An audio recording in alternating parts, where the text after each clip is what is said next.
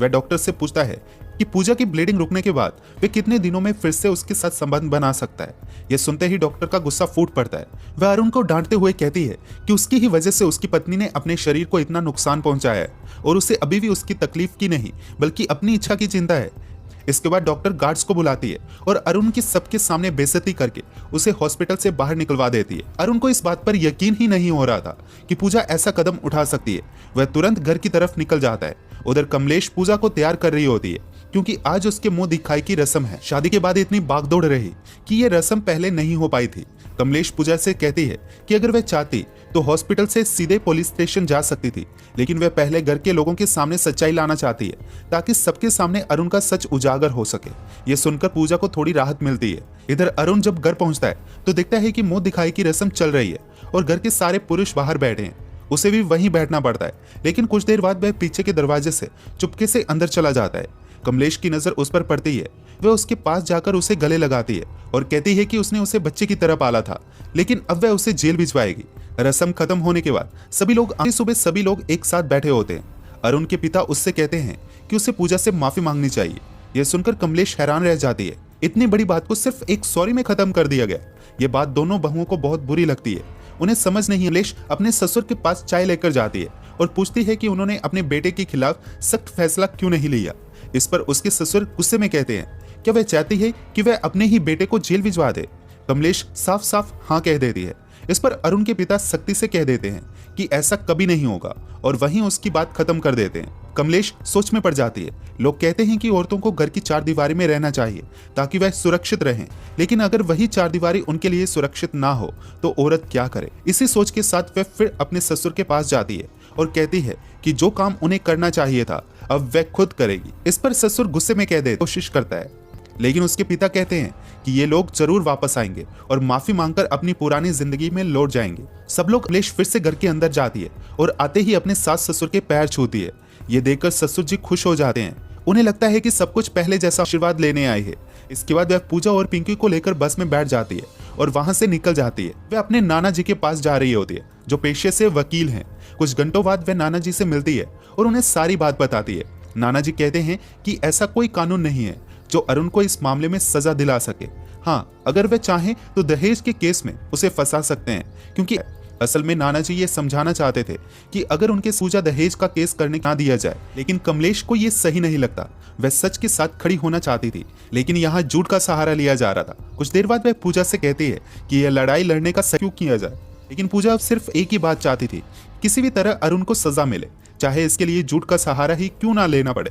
थोड़ी देर बाद नाना ससुराल वालों को खबर दे दी होगी। कमलेश साफ कहती है कि वह इस लड़ाई में सच का साथ देने आई है और वह इसे सच्चाई के साथ ही जीतना चाहती है। इस पर नाना जी कहते हैं तुम तो सही तरीके से लड़ लोगी, लेकिन क्या सामने वाला भी ईमानदारी से लड़ेगा। कमलेश पूछती है कौन। नाना जी जवाब देते हैं तुम्हारा ससुर, क्योंकि जितना सीधा तुम उसे समझती हो वह उतना सीधा नहीं है।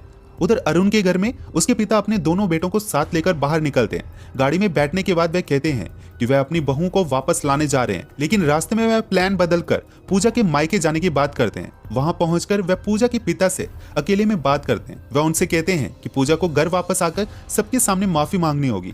पूजा के पिता बताते हैं कि वह अपनी बेटी को मनाने की कोशिश कर रहे हैं। तभी अरुण के पिता एक दवा निकालकर पानी में घोलते हैं और पूजा के पिता को दे देते हैं। वे उन्हें पूजा के नाम पर ब्लैकमेल करते हैं और उसी समय हॉस्पिटल में उनके लिए कमरा भी बुक कर देते हैं। दवा लेने के बाद पूजा के पिता की हालत अचानक बिगड़ जाती है। यह खबर पूजा तक पहुंचती है। वह घबराकर कमलेश के पास जाती है और उससे लिपट जाती है। फिर वह तुरंत अपने पिता से मिलने हॉस्पिटल जाती है। वहां उसके पिता रोते हुए उससे कहते हैं कि अब उसे अपने ससुराल लौट जाना चाहिए। पूजा को कमजोर हालत में देखकर अरुण मौके का फायदा उठाता है। वह उसके पास आकर माफी मांगता है और उसे अपने साथ चलने के लिए कहता है। अरुण के पिता भी यही कहते हैं ताकि सबको लगे कि वे लोग पूजा की बहुत परवाह करते हैं। आखिरकार वे पूजा और कमलेश को साथ लेकर वापस घर आ जाते हैं। अगले दिन बहू के लौटने की खुशी में घर में एक छोटा सा फंक्शन रखा जाता है। अरुण खुश होकर सबको मिठाई बांट रहा होता है। फिर वह कमलेश के पास आकर कहता है कि अब उसे भी गुस्सा छोड़ देना चाहिए। उसी समय विनय कमलेश को बुलाता है और कहता है कि इस घर के लोग बदल चुके हैं, अब किसी को सच्चाई से मतलब नहीं है और उसकी इज्जत को देखते हुए वह अलग रहने का फैसला करना चाहता है। दूसरी तरफ अरुण पूजा से बात करने की कोशिश करता है। तभी कमलेश जल्दी से वहां आती है और पूजा का हाथ पकड़कर उसे अंदर ले जाती है। तभी उनकी दादी सास उन्हें रोकती है। वह आमतौर पर चुप रहती थी क्योंकि पुराने समय से ही औरतों की आवाज दबा दी गई थी और वह भी उसी का हिस्सा बन गई थी। लेकिन इस बार वह दोनों को समझाती है कि उसने अपनी पूरी जिंदगी चुप रहकर गुजारी, लेकिन उन्हें अपनी चुप्पी तोड़नी होगी। वह कहती है कि उनके साथ जो भी अन्याय हुआ है उसे समाज के सामने लाना होगा, क्योंकि इस घर में उन्हें इंसाफ नहीं मिलने वाला। अगले दिन कमलेश की सास घाट पर एक पाठ रखवाती है ताकि घर में सुख शांति बनी रहे। वहां केवल देवियों की मूर्तियां रखी होती हैं। कमलेश वहां सबके सामने कहती है कि आज वह 2 देवियों की कहानी सुनाएगी। इसके बाद वह अपनी कथा शुरू करती है। वह वहां मौजूद सभी औरतों को समझाती है कि वेदों और पुराणों में औरतों को बहुत सम्मान दिया गया है। पुराने समय में अगर किसी ने भी किसी स्त्री का अपमान किया तो उसका परिणाम बहुत भयानक होता था। रावण का अंत भी इसी वजह से हुआ था और स्त्री के अपमान के कारण ही महाभारत जैसा युद्ध हुआ था। इसके बाद कमलेश कहती है कि आज के समय में कहानी बिल्कुल बदल चुकी है।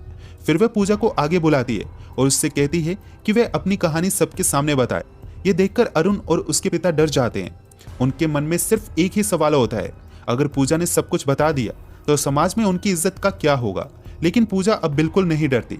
वह हिम्मत करके अपनी पूरी कहानी सबके सामने रख देती है। वह सबको बताती है कि अरुण ने उसकी मर्जी के बिना कई बार उसके साथ संबंध बनाए। ये सुनते ही वहां बैठे लोगों के बीच हलचल मच जाती है। पूजा के ससुर से ये सब सुना नहीं जाता और वे गुस्से में आकर सभी को वहां से जाने के लिए कह देते हैं। तभी कमलेश आगे जाकर जोर से कहती है, यहाँ से वही औरत जाएगी जिसके साथ कभी भी जबरदस्ती या ज्यादती नहीं हुई हो। यह सुनकर वहां मौजूद सभी औरतें वहीं रुक जाती हैं, क्योंकि वह जानती हैं कि उनके साथ कभी ना कभी किसी न किसी रूप में जबरदस्ती हुई है। इसके बाद अरुण गुस्से में आगे आता है, पूजा को भला बुरा कहता है और उस पर हाथ उठाने की कोशिश करता है। लेकिन इस बार कमलेश उसे रोक लेती है और उल्टा उसे एक जोरदार थप्पड़ मारती है। कमलेश कहती है, कानून की नजर में भले ही तुमने कोई अपराध ना किया हो, लेकिन समाज और हमारी नजर में यह बहुत बड़ा अपराध है, इसलिए तुम्हारा फैसला अब हम करेंगे। इसके बाद कमलेश उससे सारे रिश्ते तोड़ देती है और कहती है कि वह पूजा के पैर छूकर माफी मांगे। आखिरकार अरुण सबके सामने पूजा के पैर छूकर माफी मांगता है, लेकिन पूजा उसे माफ नहीं कर पाती। कमलेश और पूजा अपनी बात खत्म करके अपने ससुर से कहती हैं, जो कहना था हम कह चुके, अब आगे सोचना आपका काम है।